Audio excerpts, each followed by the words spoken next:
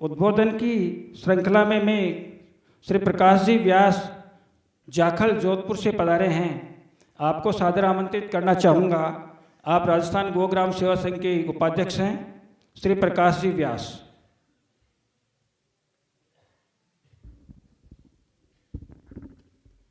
जय गौ माता, जय गोपाल। मंच पर विराजमान संतगणों के चरणों में वंदन। मंच पर विराजमान विधायिका महोदया का गोग्राम सेवा संघ में हार्दिक स्वागत और अभिनंदन है। सामने बैठे सभी गौ भक्तों व गौशाला संचालकों को जय श्री गौ माता, जय गोपाल। मित्रों, सारी बातें जो अनुदान के संबंध में थी, हमको विभाग के अधिकारियों ने, विशेषकर स्वामी जी ने बहुत ही अच्छी तरीके से बताई। मेरा आप सभी से एक निवेदन रहेगा कि गौशाला संचालन के साथ साथ हमें विशेषकर अनुदान के समय में अनुदान की जो प्रक्रिया है उसमें जो हमें समय मिलता है उसका पूरा ध्यान देना चाहिए, क्योंकि समय का ध्यान नहीं होने के कारण हम काफ़ी बार चूक जाते हैं। फिर विभाग वालों को भी ऑनलाइन होने से काफ़ी समस्या आती है। उसके अलावा हम जो गौशालाओं में काम करते हैं और जो हमारे कर्मचारी हैं उनको भी हमें यह दिशा निर्देश हमेशा देते रहना चाहिए कि सर्दी के समय में व्यवस्था अलग होनी चाहिए, गर्मी के समय में अलग व्यवस्था होनी चाहिए और बारिश के समय में और अलग व्यवस्था होनी चाहिए। सरकारें हमें हमेशा अनुदान के माध्यम से और कार्य कर रही है और आगे भी कार्य करेगी, लेकिन हमें स्पेशली ध्यान देना चाहिए कि हमारे पास जो गौमाता से जो आने वाली अर्थ संबंधी जो व्यवस्थाएं हैं, जिसमें मूलतः गोबर और गौमूत्र, उस पर हमें किस प्रकार से कार्य करना चाहिए। मैं आपको एक मेरी गौशाला जो है जय अम्बे मां गौशाला जाखड़, जो कि जोधपुर जिले में स्थित है, हमने पिछले वर्ष नागपुर से ट्रेनिंग लेकर वहां पर दीपक व धूप बत्ती बनानी शुरू की। और दीपक व धूप बत्ती इस प्रकार से इस दीपावली को हमने हमारे गांव में बांटे, निःशुल्क हमने बांटे कि आपको ये यूज में लेने हैं।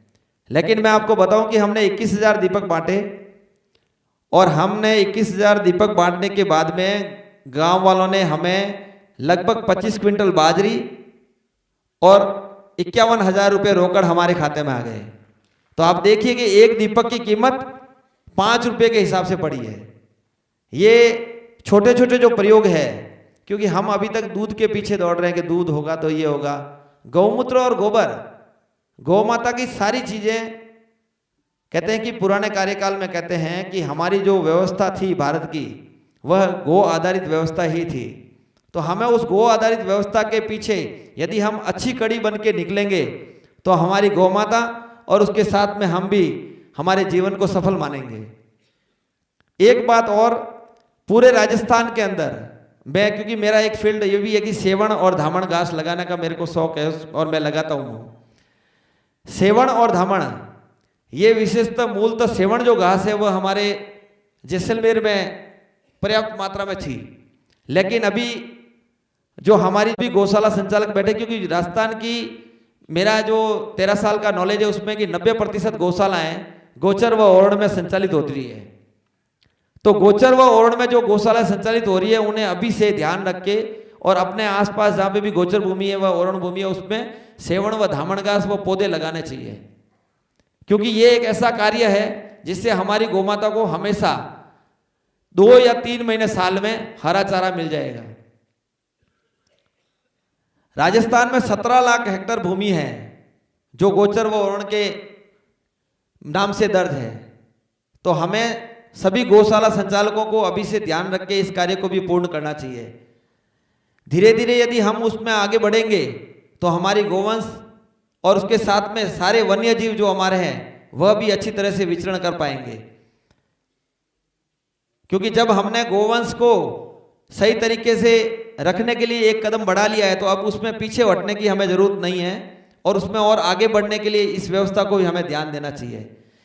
यदि कहीं आपको गौशाला के रजिस्ट्रेशन संबंधित, अनुदान संबंधित या सेवण व धामण लगाना हो तो आप मुझसे संपर्क कर सकते हैं। मेरे नंबर मैं बोल रहा हूं, आप नोट कर सकते हैं।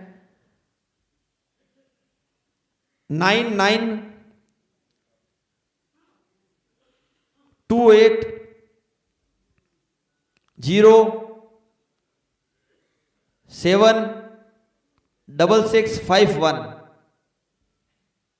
9928076651। क्योंकि जब तक हम ये गोचर के और प्रयास नहीं करेंगे तब तक हमारा काम नहीं होगा। अभी ललित जी जैन भाई साहब ने बताया कि एक आगे कानून और आ रहा है जिसमें हम सभी को मालूम है, डिम्ड फॉरेस्ट करके हमारी ओरण भूमि है, उसकी सारी लिस्टें आ गई है। उस पर हम चर्चा करने के बाद में आगे बहुत जल्दी आपको ग्रुप के माध्यम से बताएंगे गौशाला संचालकों को। तो हमें हमेशा तैयार रहना है, एकजुट रहना है और हमारे जो संत यहाँ विराजमान हैं उन सभी के सानिध्य में और हमारे विधायिका महोदय यहाँ विराजमान इनके सानिध्य में गौ सभा के ना चाहूंगा कि हमारे बीच में गुरुजी आकाश मुनि जी विराजमान हैं। इनके आश्रम मंडल टिबा में 10 तारीख से 29 तारीख तक भागवत व देवी भागवत का प्रोग्राम है, भंडारा है। तो हम सबको भी वहां चलना है और हमारे आसपास जितने भी हमसे संत लोग जो हमारे आसपास के, उन्हें निवेदन करना है, आमंत्रित करना है, उस प्रोग्राम में पहुंचाने की हमें व्यवस्था करनी है। जय गौ माता, जय गोपाल, जय हिंद, जय भारत।